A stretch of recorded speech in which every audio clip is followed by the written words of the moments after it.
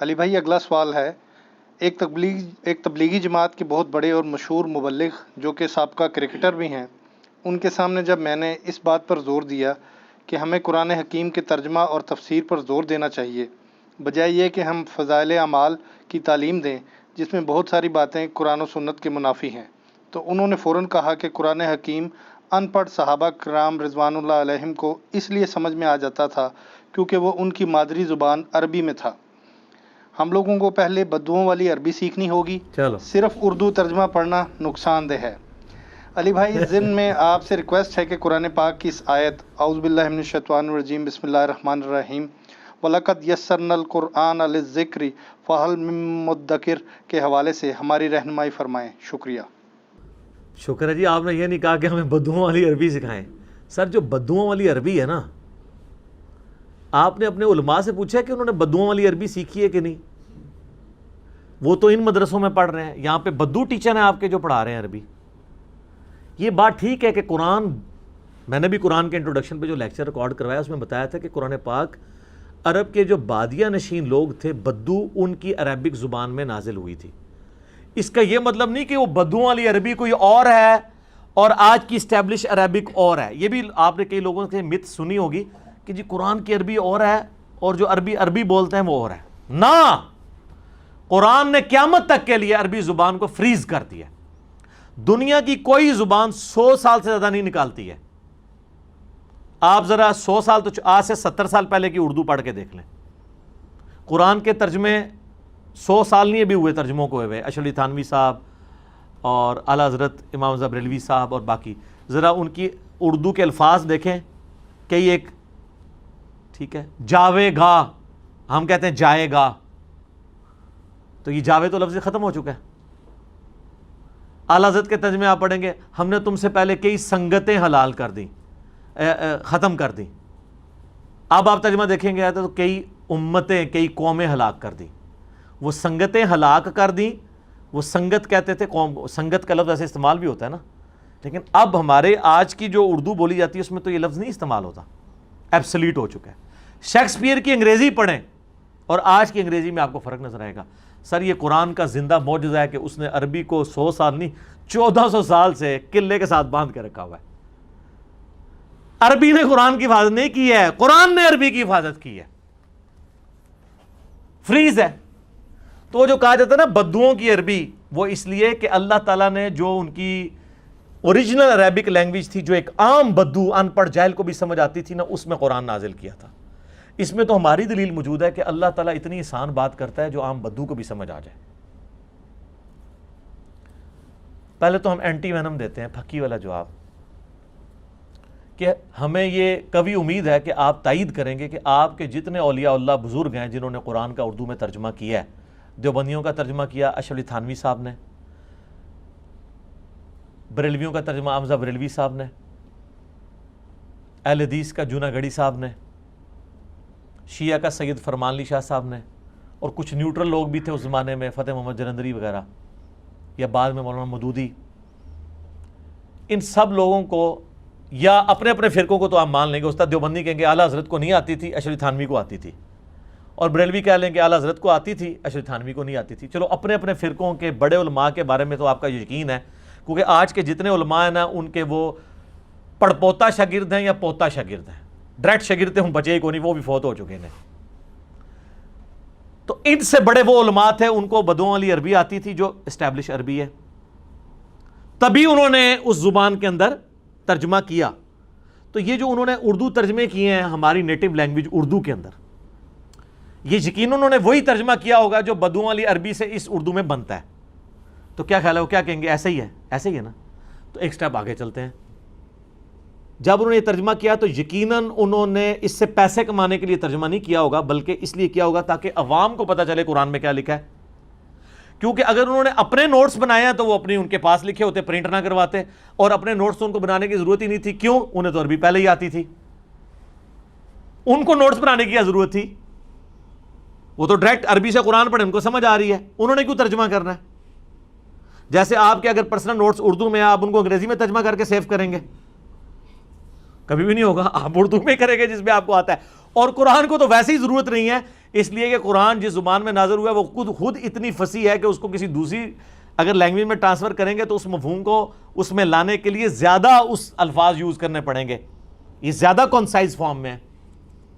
تو کہیں گے کمائی کے لیے بھی نہیں کیا تو عوام کے لیے، ان کا اب عوام کے لیے کیا ہے. تو اب آپ کو یہ کہنا چاہیے کہ پاکستان، انڈیا، بنگلہ دیش، افغانستان کی عوام کو بدوؤں والی اردو آنی چاہیے، اور اللہ کے فضل اللہ آندی ہے. سر عربی کی تو بات ہی چھوڑ دیں، یہ تو موڈ ہی چینج ہو گیا ہے. کیونکہ اشرف علی تھانوی صاحب پہ آپ کا بھی اعتماد، میرا بھی اعتماد. میں رائے ونڈ گیا نا 2007 کے اجتماع میں حیران ہوا کہ وہاں پہ نا ان کے سٹال کے اوپر نا 4 کتابیں، فضائل مال، فضائل درود اور فضائل حج اور فضائل صدقات. میں نے کہا جی قرآن ترجمے والا؟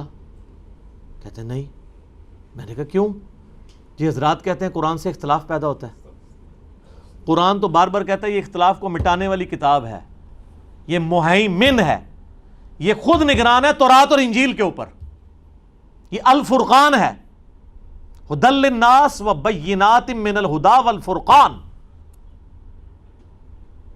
اور آپ کہہ رہے ہیں اختلاف؟ وہ کہتا نہیں یہ ہر فرقے کا بندہ آتا ہے. میں نے کہا کوئی مسئلہ نہیں، آپ کچھ ترجمے اعلیٰ حضرت احمد بریلوی کے رکھ لیں، کچھ جو ہے حکیم الامت اشرف علی تھانوی صاحب کے رکھ لیں. اچھا یہ میں بتاؤں، یہ جو اعلیٰ حضرت یا حکیم الامت میں کہہ رہا ہوں نا، میں نہیں، ان کے نزدیک ہیں. جو بعض لوگوں کو اس سے بھی چڑ لگتی ہے کہ یار انہوں نے تو اتنے بڑے کام ڈالے ہیں، آپ ان کو اتنے اعزاز دے رہے ہیں. بقول آپ کے اہل حدیث کے لیے جوناگڑھی کا ترجمہ رکھ لیں، شیعہ کے لیے فرمان علی شاہ کا رکھ لیں، اور جو کہیں جی میں نے فرقوں سے ہٹ کے ترجمہ لینا ہے اس کو فتح محمد جلندری یا مولانا مودودی کا دے دیں. ایٹ لیسٹ رکھیں تو صحیح نا.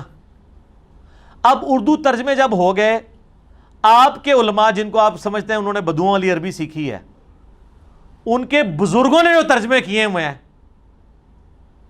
وہ ان سے زیادہ بہتر ہوں گے جو انہوں نے آپ کو کر کے تو خود قرآن پڑھانا ہے. تو آپ ان سے استفادہ کریں. میرے بارے میں انہوں نے اتنی مت مشہور کی ہے کہ یہ لوگوں کو علماء سے توڑتا ہے. سر یہ پلیٹ فارم ہے جو کہتا ہے علماء کے ساتھ جڑیں. ہاں ایک فرق ہے، آپ یہ کہتے ہیں کہ علماء جو کچھ کہیں آنکھیں بند کر کے مان لیں. میں یہ کہتا ہوں علماء سے یہ پوچھیں، بلکہ پنجابی میں کہنا پوچھو انہوں کہ کتنے لکھے آ جائے. علماء سے جڑیں. میں نے آج تک قرآن کا ترجمہ لکھ کے کسی کے حوالے کیا ہے. میں نے ہمیشہ کہا ہے کہ بریلوی ہو اعلیٰ حضرت کا ترجمہ پڑھ لو، دیوبندی ہو حکیم الامت کا ترجمہ پڑھ لو، اہل حدیث ہو جوناگڑھی صاحب کا ترجمہ پڑھ لو، شیعہ ہو فرمان علی شاہ صاحب کا ترجمہ پڑھ لو. اور اس کے بعد دیکھو کہ جو اس ترجمے میں جو کچھ بات ہوئی ہے تمہارے مولوی اس کو پریکٹس کر رہے ہیں یا نہیں کر رہے. تو اب آپ کے مولوی کا مقابلہ ان کے بزرگ کے ساتھ ہو رہا ہوگا. اگر میں اشرف علی تھانوی صاحب کے ترجمے سے کوئی آیت پیش کرتا ہوں آپ کو اور آپ کا مفتی کچھ اور کہتا ہے تو اشرف علی تھانوی صاحب جیتیں گے، آپ کا مفتی ہارے گا، کیونکہ وہ تو ان کے شاگردوں کا شاگرد ہے. یا وہ کہ اشرف علی تھانوی نے یہ غلط ترجمہ کیا ہے، اس کا صحیح ترجمہ یہ ہے. اور اس میں جب کبھی بھی ہم قرآن کے اوپر لوگوں کو ایمفسائز کرتے ہیں تو اسی آیت کا حوالہ دیتے ہیں جو کم از کم قرآن حکیم میں 4 دفعہ تو آئی ہے نا. سورۃ القمر کی آیت نمبر 17 ہے، پھر 22 نمبر پہ بھی آئی، پھر آگے آئی وَلَقَدْ يَسَّرْنَا الْقُرْآنَ لِلذِّكْرِ فَهَلْ مِن مُدَّكِرٍ. اور ہم نے قرآن کو نصیحت کے لیے، تذکیر کے لیے آسان کر دیا ہے، تو ہے کوئی جو اس کتاب سے نصیحت حاصل کرے؟ لو جی اعلیٰ حضرت نے تو اس آیت کے ساتھ کام ڈالا، اس کا ترجمہ ہی چینج کر دیا. ہم نے قرآن کو یاد کرنے کے لیے آسان کر دیا ہے، تو ہے کوئی اسے یاد کرنے والا؟ اور اس کو لے گئے حفظ کی طرف. ہے کوئی یاد کرنے والا؟ وہ حفظ کی طرف لگا دیا. یار یہ ذکر کو یاد دہانی بھی کہتے ہیں، لیکن وہ یاد دہانی یہ نہیں ہوتی کہ رٹا مارنا. قرآن کے لیے بھی ہے اِنَّا نَحْنُ نَزَّلْنَا الذِّكْرَ وَإِنَّا لَهُ لَحَافِظُونَ. ہم نے اس الذکر یاد دہانی والی چیز کو نازل کیا، ہم اس کی حفاظت کرنے والے ہیں. یہ کس کی یاد دلاتی ہے؟ اللہ کی. تو قرآن حکیم میں جو آیا نا وَلَقَدْ يَسَّرْنَا الْقُرْآنَ لِلذِّكْرِ فَهَلْ مِن مُدَّكِرٍ، قرآن کو یاد کروانے کے، یاد سے مراد حفظ نہیں ہے، اللہ کی یاد دلانا، نصیحت. ہے کوئی یاد کرنے والا؟ یاد کرنے والا وہ حفظ والا نہیں ہے. ویسے یہ ان کو یہ ترجمے یہ لفظ نہیں تھا استعمال کرنا چاہیے، اس سے تو دھوکہ ہو گیا، تو دھوکہ ہو گیا.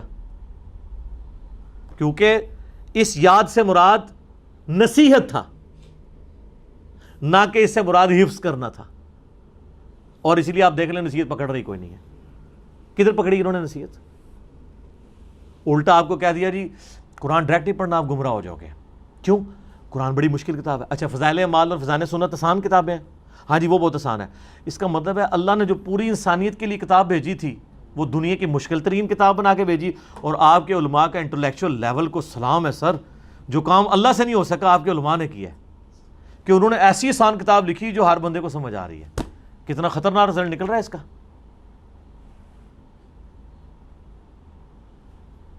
یہ جو دعویٰ کر رہے ہیں کتنا خطرناک رزلٹ نکل رہا ہے اس کا کہ اللہ تو بات نہیں سمجھا سکا. سر اللہ تعالیٰ نے تو کافروں کے تانے سن لیے ہیں اس کتاب کو آسان نازل کرنے کی وجہ سے کہ ایک ایسی کتاب ہے جس میں مکڑی کی مثال ہے، مکھی کی مثال ہے. تو اللہ تعالیٰ نے سورۃ البقرہ میں اللہ تعالیٰ اس بات سے حیا نہیں فرماتا کہ مچھر کی مثال بیان کرے یا اس سے بھی کسی حقیر چیز کی. کیوں؟ اللہ کا مقصد بات کو سمجھانا ہے، اپنے علم کا روب ڈالنا نہیں ہے. اس لیے میں کہتا ہوں قرآن کی عربی اتنی آسان ہے، حدیثوں کی عربی جو پیور لٹریچر کی ہے. قرآن میں اللہ تعالیٰ نے بار بار وہی آیات ریپیٹ کی ہیں تاکہ نہ قرآن کی عربی مشکل نہ لگے، آسان لگے، لوگوں کو بات سمجھ آئے، ہر بندے کو اپیل کرے. باقی یہ جو دھوکہ دیا نا انہوں نے کہ جی وہ ترجمے چینج کر دیے، ایک چپ کٹو نے دوا چپ پا چھڑ دینے اور ترجمے چینج کر دیے. اچھا جی چھوڑے جی ترجمے چینج کر دیں، تسی جس ترجمے نو مندے ہو نا او لے آؤ. دسو کس نے ایاک نعبد و ایاک نستعین کا ترجمہ یا علی مدد کیا ہے؟ شیعہ کا بھی اٹھا کے دیکھیں ترجمہ، انہوں نے بھی ساتھ تفسیر میں لکھا ہے کہ آیت ثبوت ہے کہ مدد صرف اللہ سے مانگنی چاہیے. اعلیٰ حضرت نے پتہ کیا ترجمہ کیا؟ اے اللہ تیری ہی عبادت کریں اور تجھی سے مدد چاہیں. سب سے بیسٹ ترجمہ کیا ہے. باقی صاحب نے ترجمہ کیا اللہ تیری عبادت کرتے ہیں اور تجھی سے مدد چاہتے ہیں. یہ ترجمہ کمپریہنسو نہیں ہے. کیوں؟ یہ نعبد اور نستعین یہ مضارع کے سیکھے ہیں اور عربی میں دو ٹینس ہیں، پاسٹ ٹینس اور پریزنٹ ٹینس. فیوچر اسی کے اندر آ جاتا ہے. پریزنٹ اور فیوچر کے لیے ایک سیگا استعمال ہوتا ہے اور پاسٹ کے لیے علیحدہ. اس کو کہتے ہیں فعل ماضی اور یہ ہے فعل مضارع. یہ مضارع کا سیگا ہے. اس کا ترجمہ صحیح پتہ کیا بنتا ہے؟ اے اللہ تیری ہی عبادت کرتے ہیں، تیری ہی عبادت کریں گے. تجھی سے مدد چاہتے ہیں، تجھی سے مدد چاہیں گے. اب یہ دو بار جملے لکھنے پڑنے تھے. اعلیٰ حضرت نے کیا کمال ترجمہ کیا ہے. اے اللہ تیری ہی عبادت کریں اور تجھی سے مدد چاہیں. مراد کیا؟ جب جب پوجیں تجھی کو پوجیں، چاہے آج پوجیں چاہے کل پوجیں، اور جب جب چاہیں تجھی سے مدد چاہیں، چاہے آج چاہیں چاہے بعد میں چاہیں. اب اگر اعلیٰ حضرت خود غوث وقت سے مدد مانگتے رہے یا ان کے ماننے والے کسی بابے کو پکارے تو قرآن نے تو یہ تعلیم نہیں دی ہے. قرآن تو اپنی تعلیمات کے اندر بالکل واضح ہے. تو اس لیے میں کہتا ہوں قرآن میں ترجمے میں ڈنڈی نہیں ماری رہی تفسیر. سر تفسیروں نے تو اکثر اوقات قرآن کے اوپر ظلم ڈھایا ہے. اکثر تفسیریں قرآن کو کاؤنٹر کرنے کے لیے لکھی گئی ہیں کیونکہ جب انہوں نے ایک مفہوم نہیں ماننا تھا دوسرا ڈالتے. اب آپ یہ دیکھیں یہ ایاک نعبد و ایاک نستعین میں شبیر احمد عثمانی کی تفسیر جو کافی عرصہ سعودی عرب سے فری بانٹی جاتی تھی، پھر سعودی والوں کو جب پتہ چلا اس میں غلط عقائد ہے انہوں نے بند کر کے وہ صلاح الدین یوسف صاحب کی شروع کروائی. اس میں انہوں نے اس آیت کی تفسیر میں لکھا ہے یہ جو اولیاء اللہ سے مدد مانگی جاتی ہے یہ بھی اللہ ہی کی مدد ہے. تو یہی بریلوی بھی کہتے ہیں. اور یہ والی مدد جو آپ عام بندے سے مانگتے ہیں وہ دوسری ہے، وَتَعَاوَنُوا عَلَى الْبِرِّ وَالتَّقْوَى وَلَا تَعَاوَنُوا عَلَى الْإِثْمِ وَالْعُدْوَانِ. نیکی پرہیزگاری کے کاموں میں ایک دوسرے کی مدد کرو، برائی میں الگ رہو. یہ والی جو مدد ہے نا ایاک نستعین یہ ہے دعا، یہ صرف اللہ سے ہوگی. اَمَّن يُجِيبُ الْمُضْطَرَّ إِذَا دَعَاهُ وَيَكْشِفُ السُّوءَ وَيَجْعَلُكُمْ خُلَفَاءَ الْأَرْضِ أَإِلَٰهٌ مَّعَ اللَّهِ. سورۃ النمل آیت نمبر 62.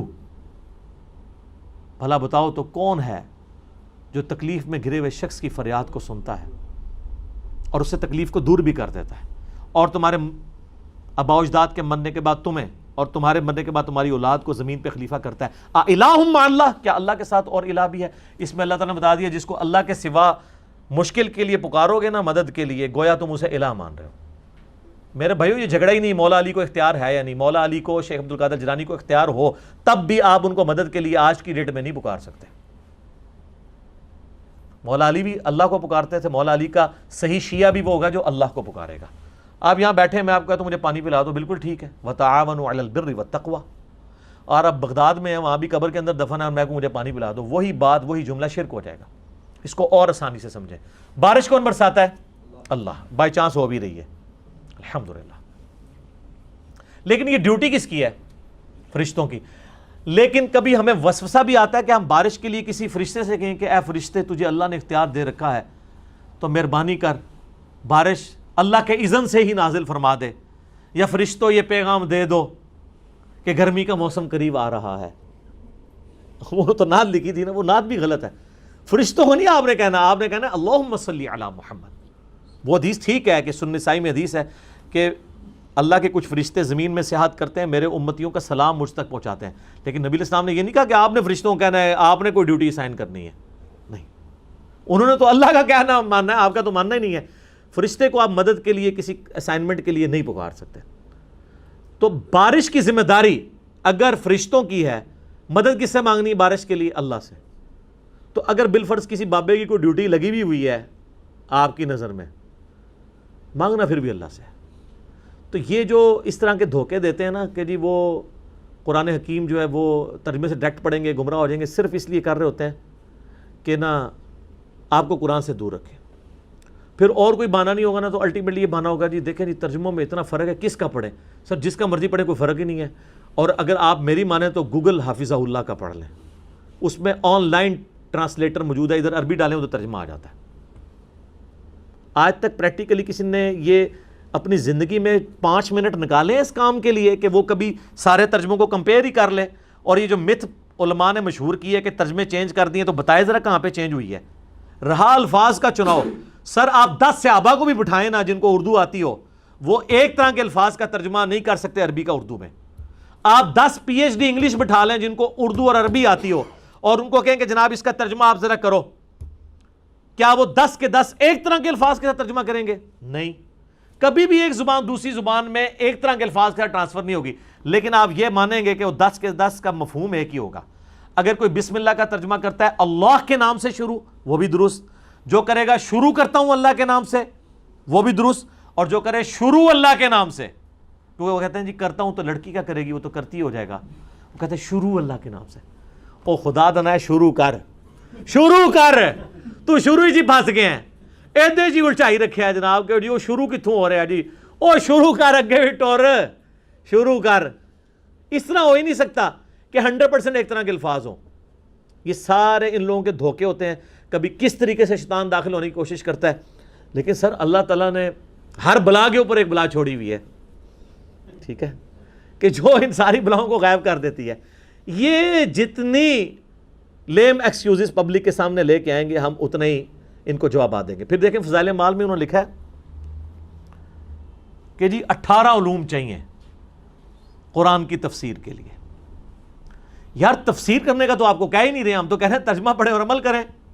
ہمیں تو پتہ ہے کہ 18 علوم کے نام تو پہلے آپ کے علماء کو بھی نہیں آتے. اگر وہ آئیں گے بھی اس میں ایک سائنس کا علم ہے، وہ سرے سے نہیں آتا. آپ کے علماء تو آج تک یہ نہیں فیصلہ کر سکے کہ زمین ساکن ہے یا نہیں ہے. وہ بھی جینی صاحب آپ کو سمجھا رہے ہیں آ کے.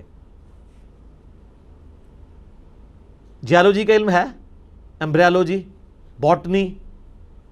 وہ سر ایمبریالوجی سے سپیلنگ نہیں لکھ سکتے، علم تو بڑی دور دی گل ہے. تو 18 علوم تو ان کو بھی نہیں آتے سارے.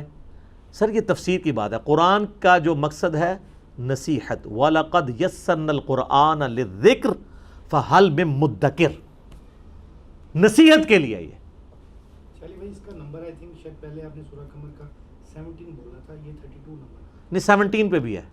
ہاں جی 4 دفعہ میں نے کہا ریپیٹ ہوتا ہے. 32 پہ بھی ہوتا ہے، 17 سے سٹارٹ ہوتا ہے. آپ ذرا کھول کے 17 دیکھیں. جی جی جی 17 بھی ہے، 22 بھی ہے، 32 بھی ہے. تو جیالوجی کا علم ان کے پاس آیا ہوگا؟ نہیں. 18 علوم ہے. اچھا 17 علوم کے بعد انہوں نے لکھا کہ 17 علوم تو آپ حاصل کر لیں گے، 18 واہ بھی ہے. واہ بھی پتہ کیڑا ہوتا ہے؟ God gifted. آپ 17 حاصل بھی کر کے آ جائیں، آپ کہیں گے جی وہ تو نہیں ہے آپ کو. ظاہر ہے وہ تو کون کلیم کر سکتا ہے؟ یہ جو کلیم کیے ہوئے ہیں وہ بھی نہیں کر سکتے، کیونکہ بریلویوں کے کلیم کیے ان کو دیوبندی نہیں مانیں گے، دیوبندیوں کو وہ نہیں مانیں گے، اہل حدیث ان کو نہیں مانیں گے، سنی ان کو نہیں مانیں گے، شیعہ ان کو نہیں مانیں گے. اور کہتے ہیں 18 علوم. یہ تفسیر کے لیے ضرور چاہیے ہوں گے. قرآن کا مقصد تفسیر نہیں ہے، نصیحت حاصل کرنا ہے. اور نصیحت والی آیات قرآن میں بالکل واضح ہیں، اطیعوا اللہ و اطیعوا الرسول۔ سورہ آل عمران کی آیت نمبر 7 ہے کہ قرآن حکیم کی آیات کی 2 اقسام ہیں، ایک محکمات اور متشابہات۔ اور اللہ تعالیٰ نے فرمایا کہ محکمات کتاب کی ماں ہے، سب کچھ دین وہی ہے۔ محکم کیا ہے؟ جس میں احکامات آئے ہیں، سود سے بچو، زنا سے بچو، چوری سے بچو، نماز پڑھو، زکوٰۃ دو، اللہ کی راہ میں خرچ کرو، حج کرو، جس میں امر بالمعروف و نہی عن المنکر کے اعتبار سے۔ تو یہ سارے واضح ہیں، اس کے لیے کوئی راکٹ سائنس کی ضرورت ہے؟ عقیدہ تو سارے کا سارے ہی محکم ہے، لیکن جس نے ایاک نستعین نہیں ماننا اس کے لیے وہی متشابہ بن جائے گا۔ وہ پھر تفسیریں کالی کریں گے، اتنے پورے قرآن کی تفسیریں لکھ کے فوت ہو جائیں گے، قرآن نہیں سمجھ آئے گا۔ تو میں کہتا ہوں پہلے قرآن ایک دفعہ ترجمے سے پڑھیں۔ صوت القرآن چینل کا یوٹیوب پہ اویلیبل ہے، عربی قرآن اور ترجمہ، وہ سنیں۔ ایٹ لیسٹ زندگی میں مرنے سے پہلے ایک دفعہ اس کو کور کر لیں، تفسیر بعد میں پڑھ لیجیے گا، پہلے یہ سیکھیں کیا ہے، چھوٹے چھوٹے نوٹس ساتھ بناتے جائیں، آپ کو پتہ چلے گا آپ کو اکثر باتیں انہوں نے آؤٹ آف کانٹیکسٹ بتائی ہوئی ہیں، جھوٹ بتائی ہوئی ہیں۔ ہمارے محلے میں نا جب کئی لوگ میری وجہ سے گمراہ ہونے شروع ہوئے انورٹڈ کاماس میں، ایک دیوبندی مفتی انہوں نے بلا کے نا درس کروایا، اور آیت کے ایک ٹکڑے پہ وَأُولِي الْأَمْرِ مِنْكُمْ، سورہ نساء نمبر 59، اور اس سے انہوں نے امام حنیفہ رحمہ اللہ تعالیٰ کی تقلید ثابت کی کہ اطاعت کرو اللہ کی رسول کی اور امام حنیفہ کی۔ حالانکہ امام حنیفہ کی یہ بھی تقلید نہیں کر رہے، کیونکہ امام حنیفہ کو کینگرو کا نہیں پتہ، ان کو قطبین پہ نماز کا مسئلہ نہیں پتہ کہ 6 مہینے کا دن 6 مہینے کی رات ہوتی ہے، ان کو انتقال خون کا نہیں پتہ، پوسٹ مارٹم کا نہیں پتہ، ویڈیو کیمرے کا نہیں پتہ، جس کے آگے سے مولوی ہٹتے نہیں ہیں۔ یہ تو آج کے اجتہاد تو قیامت تک جاری ہے، آج کے تو زیادہ تر مسائل تو امام حنیفہ کے دور کے مسائل نہیں تھے۔ تو اولی الامر منکم، اولی الامر منکم خلیفۃ المسلمین کے بارے میں اس پہ ہی وہ پورا اس نے لیکچر دیا۔ تو وہاں ہمارے ایک بھائی جن کی داڑھی بھی نہیں تھی وہ کھڑے، ان کا حضرت صاحب یہ آیت آگے بھی پڑھے نا، یہ آیت پوری تو نہیں آپ نے پڑھی، یہ آیت ہے یا ایھا الذین آمنوا اطیعوا اللہ واطیعوا الرسول واولی الامر منکم فان تنازعتم فی شیء فردوہ الی اللہ والرسول۔ اگر اولو الامر سے بھی تمہارا جھگڑا ہو تو معاملے کو پلٹانا ہے اللہ اور اس کے رسول کی طرف، کتاب و سنت کی طرف۔ ان کنتم تؤمنون باللہ والیوم الآخر، اگر واقعی تم اللہ اور یوم آخرت کو مانتے ہو، ذالک خیر و احسن تأویلا، اسی میں تمہاری خیریت ہے اور اسی کا انجام بہتر ہونا ہے۔ تو یہ آگے آپ پڑھیں نا، اس میں تو آیا کہ آپ تقلید اگر مطلقاً ہوتی تو امام سے اختلاف ہی نہ ہوتا، یہ تو اس امام سے اختلاف کا کہا گیا ہے کتاب و سنت کی روشنی میں۔ وہ کہتا نا جی میرا درس بس صرف اتنے حصے پہ تھا۔ سر آندہ کے لیے آپ ایسے درس کیا رکھیں، نماز کے قریب مت جاؤ۔ پھر ہمارا کوئی اسٹوڈنٹ آپ اٹھ کے کہے گا سر آگے پڑھے لکھا ہوا ہے جب تم نشے کی حالت میں ہو، اس سے اگلا درس رکھیں کہ اللہ ہی عیسیٰ ابن مریم ہے، پھر ہمارا اسٹوڈنٹ آپ کو بتائے گا اس سے پیچھے بھی لکھا ہے لقد کفر الذین قالوا ان اللہ هو المسیح ابن مریم۔ کہانیاں، ڈرامے، 2 نمبریاں۔ تو اللہ کا فضل ہے کہ یہ پلیٹ فارم دعوت حق، اس کی جو دعوت حق کی طاقت، میں نہیں کہتا ہماری طاقت ہے، وہ اسی پہ ہے کہ ہم نے لوگوں کو کتابوں سے جوڑا ہے، اور ہم ان بابوں کو مانتے ہیں جو کتابوں کو مانتے ہیں۔ جو بابے کتابوں کو نہیں مانتے واللہ انہوں نے تو عزت یہ ویل کی تھی اسی بنیاد پہ۔ آپ کسی بزرگ کی عالم دین کی عزت کیوں کرتے ہیں کہ یار اس کو قرآن حدیث کا علم ہے، اور اگر وہ قرآن حدیث کا دشمن ہو، نہ خود پڑھے نہ کسی کو پڑھنے دے، اور الٹا کہے کہ جو ڈائریکٹ پڑھے گا گمراہ ہو جائے گا، وہ عزت کے قابل رہ جائے گا؟ مجھے لوگ اکثر کہتے ہیں جناب جن بزرگوں کے ذریعے آپ تک یہ قرآن و حدیث پہنچے آپ ان کا احترام نہیں کرتے۔ سر میں کرتا ہوں، میں ان بزرگان دین کا بھی احترام کرتا ہوں، میں ان انگریزوں کا بھی احترام کرتا ہوں جن کے پرنٹنگ پریس پہ اتنی کلرڈ بک دارالاسلام نے چھاپی ہے، اگرچہ میں ان انگریزوں کو رحمت اللہ علیہ نہیں کہہ سکتا کیونکہ وہ کفر پہ مرے ہیں۔ آپ کو اس لیے نہیں کہہ سکتا کہ آپ کے بزرگوں میں اکثر گستاخانہ عبارتیں ہیں۔ تو صرف بزرگوں کا نام نہ لیں کہ کتابیں انہوں نے بچائی ہیں، نہ، آپ کے بزرگوں پہ ہوتا تو 8-10 ہی بخاری کے نسخے ہوتے۔ یہ تو انگریز کا کمال ہے، اس نے پرنٹنگ پریس آپ کو دی ہے تو آج گھر گھر میں بخاری موجود ہے۔ یہ انگریز کا کمال ہے کہ یوٹیوب دی ہے اور جناب اپلیکیشنز اسلام 360 یا مکتبۃ الشاملہ بنے ہیں، ایزی قرآن و حدیث بنے ہیں۔ اس میں آپ کے بزرگ کا کیا کمال ہے؟ وہ تو ایک گھڑی نہیں بنا سکے جس میں آپ نماز کا ٹائم سیٹ کر سکے۔ تو اب آپ اس طرح کریں، انگریزوں کی عزت کرنا شروع کر دیں، ان کے آگے اونچا سانس لینا چھوڑ دیں، ان کا احترام شروع کر دیں، کیونکہ انہوں نے دین آپ تک پہنچایا نا، کنٹریبیوشن ہے۔ تو کیا کہیں گے؟ نہیں یار جب ان کے عقیدے کتابوں کے مطابق نہیں، بے شک انہوں نے خدمت کی ہے، تو یہ تو آپ کو کہہ رہے ہیں۔ اور اگر آپ کے قرآن و حدیث سے ثبوت تو سن لیں، بخاری مسلم دونوں میں حدیث ہے، نبی علیہ السلام نے فرمایا اللہ تعالیٰ فاسق سے بھی دین کا کام لے سکتا ہے۔ وہ کہتے ہیں نہیں محمد بن قاسم اگر آل امیہ سے تھا تو اسلام پھر کیسے یہاں پہنچا ہوگا، اگر اس نے، میں کہتا ہوں جی اگر وہ اسلام لے کے بھی آئے تو اس سے اس کی غلط چیزیں غلط ہی رہیں گی۔ حجاج ابن یوسف نے اگر کوئی اچھا کام کیا ہے، عبد الملک بن مروان نے قبۃ الصخرہ ڈوم آف دا راک یروشلم میں بنوایا ہے، تو ہزاروں صحابہ کو بھی تو قتل کروایا ہے انکلوڈنگ عبداللہ ابن زبیر۔ تو آپ وہ کام اپنی جگہ، برائی اپنی جگہ، اللہ فاسق سے بھی دین کا کام لے سکتا ہے، اور ان کی مت تو ویسے ہی ختم ہو گئی ہے۔ سر آپ کے بابوں نے کلمے پڑھائے تھے یا نہیں پڑھائے تھے؟ ڈاکٹر ذاکر نائک حافظہ اللہ تعالیٰ نے سینکڑوں ہندوؤں کو، جن میں ہندوؤں کے پنڈت بھی شامل ہیں، آن کیمرہ کلمہ پڑھایا ہے۔ تو یہ ہزاروں جو لوگ مسلمان ہوئے ہیں ڈاکٹر ذاکر نائک کے ہاتھ پہ، تو کیا بریلویوں نے ڈاکٹر ذاکر نائک کو جو ہے وہ مان لیا ہے شیخ الہند، غوث وقت؟ کیا کہیں گے؟ وہ کہیں گے کلمہ پڑھایا تو کیا ہوا، عقیدے تو صحیح نہیں نے۔ تو سر تواڈے بھی، تواڈے بابے نے عقیدے بھی ٹھیک نہیں نے، کلمہ پڑھایا تو کیا ہوا؟ جو آپ بات کریں گے، جو آلو آپ ہمیں فٹ کریں گے، آپ کو پتہ نہیں اس سے پہلے آپ کو فٹ ہو رہا ہوگا۔ تو آپ نے اگر ہماری بات پہ آنا ہے تو آئیں۔ اسی کو ہم نے عرض کیا ہے کہ مرنے سے پہلے اے مسلمان کر لے اس پہ غور، کتابوں کا خدا اور ہے، بابوں کا خدا اور۔ کہنے کو تو دین سب کا اسلام ہے، لیکن کتابوں کا جہاں اور ہے، بابوں کا جہاں اور۔ تو یہ ذہن میں رکھیے گا، جب تک بابے راستے سے نہیں ہٹتے امت کو آپ نہیں جوڑ سکتے۔ مجھے مولانا اسحاق صاحب سے، طارق جمیل صاحب سے جو بنیادی اختلاف ہے نا، وہ یہی ہے۔ وہ یہ سمجھتے تھے کہ اپنے اپنے بابے قائم رکھتے ہوئے امت میں اتحاد ہو جائے، نہیں ہو سکتا، کیونکہ بابے تو ایک دوسرے کو مسلمان ہی نہیں سمجھتے، ان کے ماننے والے کیسے ان کو ایک دوسرے کا احترام کر سکتے ہیں؟ جو طارق جمیل صاحب کہتے ہیں اپنا چھوڑو نہ کسی کا چھیڑو نہ، نہیں، ہم کہتے ہیں اس کے الٹ ہے، پہلے اپنے آپ سے دستبردار ہوں اور دوسرے کو بھی چھیڑیں، ہو سکتا ہے کچھ بات اس کی بھی ٹھیک نکل آئے۔ اور مولانا اسحاق صاحب کیا کہتے تھے؟ احمد زابی رحمۃ اللہ علیہ، علی تھانوی بھی رحمۃ اللہ علیہ، ٹھیک ہے جی، فلانا بھی رحمۃ اللہ علیہ، اور جب ہم کہتے ہیں یار یہ عقیدوں میں خرابیاں موجود ہیں، وہ کہتے تھے وہ ٹھیک ہیں، خدمات بھی ہیں، اس سے امت کو جوڑا جائے۔ امت کبھی نہیں جوڑے گی، اس لیے کہ وہ دونوں رحمۃ اللہ علیہ ایک دوسرے کو مسلمان نہیں سمجھتے تھے۔ تو لوگ مولانا اسحاق کی بات مانیں گے یا احمد بریلوی صاحب کی؟ احمد بریلوی صاحب نے حسام الحرمین میں علماء دیوبند کے بارے میں ڈکلیئر کیا ہے کہ یہ مرتد اور واجب القتل ہیں، اور اجماع ہے ان کے اوپر، اور وہ عام علماء دیوبند نہیں، اشرف تھانوی، رشید احمد گنگوئی، اسماعیل امبیٹوی، اور کتاب کا نام رکھا حسام الحرمین، حرمین کی تلوار۔ تو تلوار ظاہر ہے ساروں کے اوپر چلا رہے ہیں۔ اس کے جواب میں یہ 1905 میں لکھی گئی، 1906 میں لکھی گئی، المحند علی المفند، ہند کی تلوار ایک مفند سٹھیائے ہوئے بابے کے اوپر، اور سٹھیائے ہوا بابا انہوں نے احمد بریلوی کو کہا، اور اس میں لکھا انہوں نے کہ احمد بریلوی ان کی پوری جماعت ایک شیطانی لشکر ہے جو ہم پہ حملہ آور ہو گیا۔ کام بھی ختم۔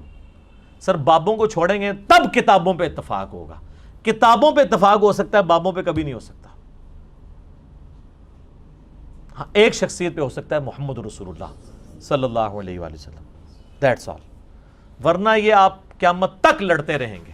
اور سر پریکٹیکلی ہم نے یہ اتفاق کروا کے آپ کے سامنے رکھ دیا ہے، ایسا اتفاق کرایا کہ ہماری وجہ سے ہمارے مخالفین نے آپس میں اتفاق کر لیا ہے۔ اتنا بڑا اتفاق آپ نے دیکھا تھا کہ بریلویوں کے پیج کے اوپر اہل حدیثوں کی ویڈیوز چل رہی ہوں میرے خلاف، اور اہل حدیثوں کے پیج کے اوپر بریلویوں کی ویڈیو چل رہی ہوں میرے خلاف۔ وہ بریلوی جو کہ امام کعبہ کے پیچھے نماز نہیں ہوتی، اور وہ امام کعبہ کے ماننے والے اہل حدیث جنہوں نے سعودیہ سے فتویٰ نکالا ہوا ہے کہ بریلویوں کے پیچھے نماز نہیں ہوتی، اب ایک دوسرے کا احترام کر رہے ہیں۔ بلکہ وہ ایک بریلوی نے کلپ چڑھایا، وہ جیسے کوئی ناکام عاشق کسی جنگل میں چلا جائے نا اور وہ شاعری شروع کر دے، اس طرح وہ ایک جنگل میں گیا ہوا ہے اور اس نے سامنے اپنا کیمرہ رکھا ہوا ہے، میں نے کہا پتہ نہیں کیا اس پہ افطار ٹوٹی ہے، اور وہ کہہ رہا ہے کہ کتنا اچھا دور تھا، لوگ اپنی اپنی مسجدوں میں نمازیں پڑھتے تھے، اپنے اپنے علماء سے پوچھا کرتے تھے۔ مجھے اس وقت تک نہیں پتا کہ یہ آگے کیا کہنے والا ہے، میں نے کہا پتہ نہیں کیا ہو گیا، کہتا ہے پھر یہ دیکھیں ایک انجینئر آ گیا۔ اب لوگوں کا علماء سے اعتماد ہی اٹھ گیا، یہ انجینئر کی وجہ سے نقصان ہوا ہے کہ لوگ علماء پہ اعتماد کرنا چھوڑ گئے۔ سر میری وجہ سے علماء پہ اعتماد نہیں اٹھا، علماء کے اپنے کرتوتوں کی وجہ سے اٹھا ہے، کیونکہ ہم جب کوئی بات بتاتے ہیں نا قرآن میں لکھا ہے، وہ جا کے کہتے ہیں آپ نے ہمیں کیوں نہیں بتایا، ہم کہتے ہیں بخاری میں لکھا ہے، وہ کہتے ہیں آپ نے ہمیں کیوں نہیں بتایا۔ اب اہل حدیث کی عوام ان کے علماء پہ فٹ ہوئی کہ آپ ہمیں بچپن سے اتنی دور کی کتاب کی حدیث ہمیں بتاتے رہے، حاکم کی، کتب ستہ میں تو نہیں آتی نا، الموطا امام مالک میں اس کی روایت موجود ہے لیکن وہ بھی مرسل ہے، 2 واسطے چھوٹے میں، حاکم سے لے کے آتے ہیں، کتاب و سنت 2 چیزیں چھوڑ کے جا رہا ہوں. اور مسلم شریف میں جو 4 حدیثیں تھی غدیر خم کی، قرآن اور اہل بیت، وہ تو انجینئر صاحب نے بتائی ہیں، وہ درس نظامی والے اسٹوڈنٹ بھی کہتے ہیں کہ سر ہمیں تو نہیں پتہ تھی. اور اگر وہ کہتا نا ان کو پتہ تھی تو یہ ایک عالم دین بتائیں کہ میری ویڈیوز بننے سے پہلے کبھی کسی عالم نے غدیر خم کی حدیث کے اوپر ویڈیو کبھی ریکارڈ کروائی ہو.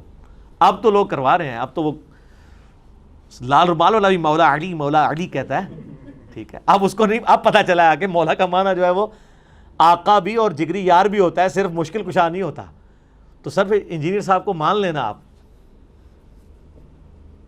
جو 800 سال میں ایک دفعہ آتا ہے، لیکن ہم یہ نہیں کلیم کرتے. ان میں کوئی آیا ہوتا تو انہوں نے فوراً مان لینا تھا. اور منیو بھی نا، میں مذاق کے طور سے کہہ رہے پاویں میں نہ اسی واسطے نہیں لیا، ورنہ انہوں نے کٹ لینا سے بچوں جو بھی کہہ سکتے ہیں، ٹھیک ہے. تو یہ مانے کہ آپ کے اندر یہ خرابیاں تھیں، ہم نے ہائی لائٹ کی ہیں. یہ بہت بڑی دشمنی کر رہے ہیں، پوری زندگی بابوں کے پیچھے گھومتے رہتے ہیں. اور آخر میں فضائل اعمال کی چونکہ بات ہوئی ہے، فضائل سنت کا بھی یہ حال ہے. میں آپ کو بتاؤں، فضائل اعمال میں نے اس کے اوپر ایک مجلس ریکارڈ کروا دیا، اوورال کتابوں کا خدا اور ہے، بابوں کا خدا اور، مجلس نمبر 100 میری زندگی کا سرمایہ ہے انشاءاللہ تعالی. میں اللہ تعالیٰ کو کہہ سکتا ہوں میں نے یہ زندگی میں یہ کام ایسا کیا ہے جو صدیوں میں ایک یونیک کام تھا، جو کسی کی جرت نہیں ہو رہی تھی کرنے کی، کہ لوگوں کو بتایا جائے کتابوں کا خدا اور ہے، بابوں کا خدا اور. اس میں بھی میں نے جو شروع کا 1 گھنٹہ مقدمہ پیش کیا، اس میں نے پیش کیا تھا فضائل اعمال میں لکھا ہوا ہے، فضائل ذکر والے چیپٹر کے، فضائل قرآن والے چیپٹر میں، قرآن کے پڑھنے کی جو تلاوت کے فضائل ہیں، کہ ایک رات احمد بن حنبل کو خواب میں اللہ تعالیٰ کی زیارت ہوئی. کہانی کا سٹارٹ ہی بلنڈر سے ہو رہا ہے. یہ حضرت موسیٰ علیہ السلام کو خواب میں کیوں نہیں زیارت ہوئی؟ 143 الاعراف آیت نمبر 143 میں اللہ تعالیٰ نے موسیٰ علیہ السلام کہا تو مجھے نہیں دیکھ سکتا، پہاڑ کی طرف دیکھ. ادھر اگر موسیٰ علیہ السلام کو اللہ تعالیٰ کہتا ہے کہ میں نے احمد بن حنبل کو بعد میں زیارت کرانی ہے، خواب والا پیکج منظور ہے، انہوں نے کہنے سے بالکل یا اللہ، جڑا پیکج موسیٰ علیہ السلام کو آفر نہیں ہوا ہے احمد بن حنبل کہانی. یہی امام حنیفہ کے بارے میں انہوں نے مشہور کیا. اماموں کو ہم کریٹیسائز نہیں کر رہے. جب ہم عیسیٰ ابن مریم کے نام پہ شرک جو کھڑا ہوا ہے اس کا مذمت کرتے ہیں تو عیسیٰ ابن مریم کو ہم برا نہیں کہہ رہے، نعوذ باللہ، وہ وجیہن فی الدنیا والآخرہ. تو احمد بن حنبل کہتے ہیں میں نے اللہ سے پوچھا کہ سب سے زیادہ تیرا قرب کیسے حاصل کروں؟ تو کہا قرآن کے ذریعے. تو احمد بن حنبل نے کہا یا اللہ سمجھ کے یا بغیر سمجھ کے؟ اندازہ کرو، احمد بن حنبل کو تو یہ کہنے کی ضرورت نہیں تھی، ان کو تو عربی آتی تھی. یہ سمجھے کہ احمد بن حنبل کدھر پنجاب دے کسی قصبے پیدا ہوئے نے، کہ سمجھ کے بغیر سمجھ کے. اور اس سے بڑی بات یہ احمد بن حنبل کو جاہل مانتے ہیں کیونکہ عالم کو تو عربی آتی ہوتی ہے. انہوں نے سمجھا کہ احمد بن حنبل کوئی مویشی ڈنگر پالنے والا کوئی بندہ ہوگا، تو وہ اس نے آگے سے پوچھ لیا. یا ہو سکتا ہے یہ تعویل کریں کہ انہوں نے اپنے ہاتھ سے نہیں پوچھا سی، تو اڈے سے پوچھا سی، چلو جی ایمان. تو اللہ نے کہا کہ چاہے سمجھ کے چاہے بغیر سمجھ کے. تو قرآن کیا اس لیے نازل ہوا ہے کہ بغیر سمجھے؟ پورے قرآن کا مقدمہ یہ ہے کہ قرآن ہم نے نصیحت کی نازل کیا. سورہ محمد میں آتا ہے کیا تمہارے دلوں کے اوپر تالے پڑے ہوئے ہیں، تم قرآن کے اوپر تفکر نہیں کرتے ہو؟ سورہ صاد کے اندر آئی ہم نے کتاب اس لیے نازل کی کہ تاکہ اس کی آیات پر غور کیا جائے اور عقل مند لوگ اس سے نصیحت حاصل کریں. فی البدی بے شمار آیات ہیں، میں نے اس پہ پورا ریسرچ پیپر لکھا ہے، امام الانبیاء کی دعوت قرآن، ریسرچ پیپر نمبر 4، کہ قرآن تو اس لیے نازل ہی نہیں ہوا تھا کہ اس سے مردے بخشوائے جائیں، یہ تو قرآن تعلیم کے لیے نازل ہوا تھا. تو کتنے غیر محسوس طریقے سے انہوں نے قرآن کی نفرت آپ کے دلوں میں ڈالی ہے. تو ان علماء نے تو دین کی حفاظت کرنی تھی، لیکن الٹا یہ خود دین کے دشمن بنے. ابھی میں نے اور بہت کچھ باتیں کرنی ہیں لیکن ضرورت نہیں ہے. میں نے پچھلے دنوں ایک ویڈیو ریکارڈ کروا دی ہے علماء کے فضائل کے اوپر، علماء سو کے، بلعم بن باعورہ والی. آیا چاس آیا ویڈیو دیکھ کے؟ ایک ایک حوالہ ڈسپلے کرایا ہے سائڈ پہ، تو وہ میری ویڈیو دیکھ لیں. باقی جتنی میں نے باتیں کرنی ہے نا وہ ان 35 منٹس کے اندر میں نے کی ہوئی ہیں، ورنہ یہ 35 منٹ اور کلپ آگے چلا جائے گا. ٹھیک ہوگا جی.